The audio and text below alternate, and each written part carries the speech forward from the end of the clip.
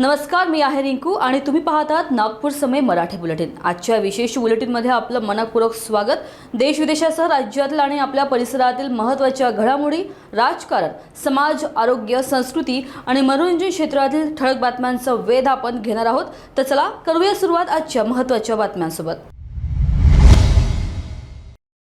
चोरट्यांचं धुमाकूळ आता थांबण्याचं नाव घेत नाहीये। मंगळवारच्या मध्यरात्री धुळे तालुक्यातील बाळापूर, फांगणे आणि अंजण या 3 गावांमध्ये एकाच रात्रीत मोठ्या प्रमाणात चोरीच्या घटना घडल्या आहेत। चोरट्यांनी बाळापूर गावात 9 घरांचे कुलूप तोडून घरातील रोकड व किमती वस्तू लंपास केल्या। फांगणे गावात 3 घरे आणि अंजनमध्ये 1 घर फोडून चोरट्यांनी सोनं आणि रोख रक्कम चोरली आहे। या घटनांदरम्यान एका घर मालकावर चोरट्यांनी हल्ला केल्याने परिसरात भीतीचे वातावरण पसरले आहे।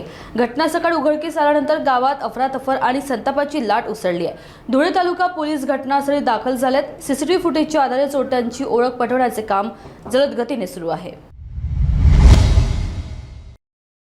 नागपुरातील गांधीबाग परिसरात केवळ बाईकच्या कटच्या कारणावरून 3 युवकांनी मिळून एका कुख्यात गुन्हेगाराच्या पुतण्यावर चाकू व लोखंडी रॉडने प्राणघातक हल्ला केलाय। ही घटना 9 जून रोजी घडली आहे। यशवंत नंदनवार या युवकावर चाकू आणि रॉडने हल्ला करण्यात आलाय। यशवंतचा मामा राकेश हेडाव हा पोलिसांना हवा असलेला गुन्हेगार आहे। घटनेच्या आधी राकेश हेडाव याचा आणि आरोपींचा चाय स्टॉल जवळ वाद झाला होता। त्यानंतर या वादाचा राग मनात ठेवून प्रेम उर्फ खंड्या कुमरे, दिलीप गांधी आणि सक्षम क्षीरसागर या 3घांनी मिळून यशवंतवर हल्ला केला। हल्ल्यात यशवंत गंभीर जखमी झालाय, मात्र त्याने कसाबसा जीव वाचवत पळ काढला। या घटनेनंतर क्राईम ब्रांच युनिट 3 ने 3 आरोपींना अटक केली असून त्यांच्यावर पुढील कायदेशीर कारवाई सुरू आहे।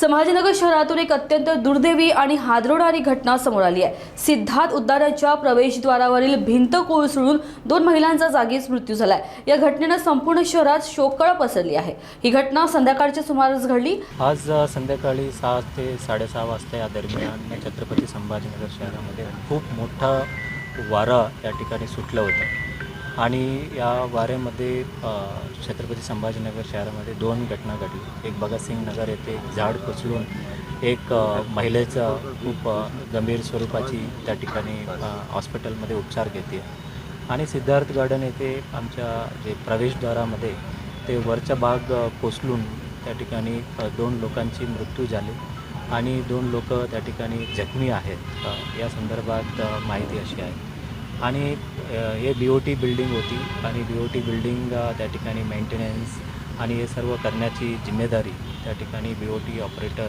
त्यांचं होतं आणि त्यांनी वारंवार मेंटेन करणे हे बघण्याचं काम त्याच्याकडे होतं, परंतु दुर्दैवाने त्यांनी काम नाही केल्यामुळे आज 2 लोकांचा मृत्यू गमावा लागला आणि त्यामुळे आम्ही त्यांच्या परिवाराबद्दल आम्ही दिलगिरी व्यक्त करतो। परंतु या सर्व जबाबदारी जे आहेत ते कंत्राटदार त्यांच्याविरुद्ध आम्ही गुन्हा दाखल करण्यात येणार आहेत। आमच्या संबंधित अधिकाऱ्यांना सूचना करण्यात आलेल्या आहे। अजून कुठे कुठे जे लूज स्ट्रक्चर्स आहे ते पडू शकतात खूप मोठा वाऱ्याने, कारण रेग्युलर मेंटेनन्सचे बिल्डिंगचे जे काम आहे ते कंत्राटदारांच्याकडे होतं आणि काही अपूर्ण पण काम होते त्यांनी करणे अपेक्षित होतं, परंतु काम नाही केल्यामुळे घटना घडल्याचा आम्हाला प्रथमदर्शनी निदर्शनात येतं आणि त्याचं सखोल इंटरनल ऑडिट एन्क्वायरीसुद्धा आम्ही करू आणि या संदर्भात एक विशेष समिती नेमून अजून कुठे असे बिल्डिंग्स आहेत, सर्व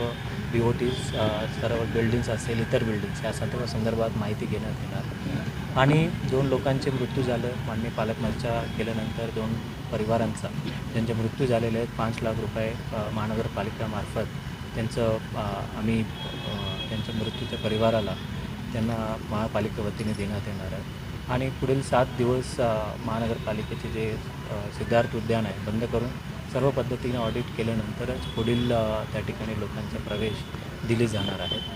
परंतु हा दुर्दैवी घटना आहे आणि त्याबद्दल महानगरपालिका खेद व्यक्त करते।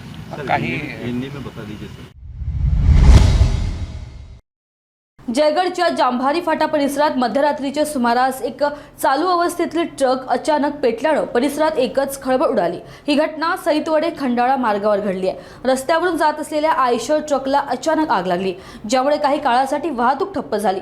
सुरुवातीच्या माहितीनुसार आग लागण्यामागचे तांत्रिक बिघाड असल्याची शक्यता व्यक्त केली जात आहे। ट्रकच्या इंजिन भागातून धूर येताच आग भडकली। घटनेची माहिती मिळताच जयगड अग्निशमन दल घटनास्थळी दाखल झाले आणि तातडीने आग विझवण्याचे प्रयत्न सुरू केले। काही वेळातच आग पूर्णतः नियंत्रणात आणण्यात यश आले। या संपूर्ण घटनेत कोणतीही जीवितहानी झालेली नाही, ही दिलासादायक बाब ठरली आहे। घटनेमुळे काही काळ रस्त्यावरील वाहतूक विस्कळीत झाली होती, मात्र आग विझवण्यात आल्यावर वाहतूक पूर्ववत सुरू करण्यात आली।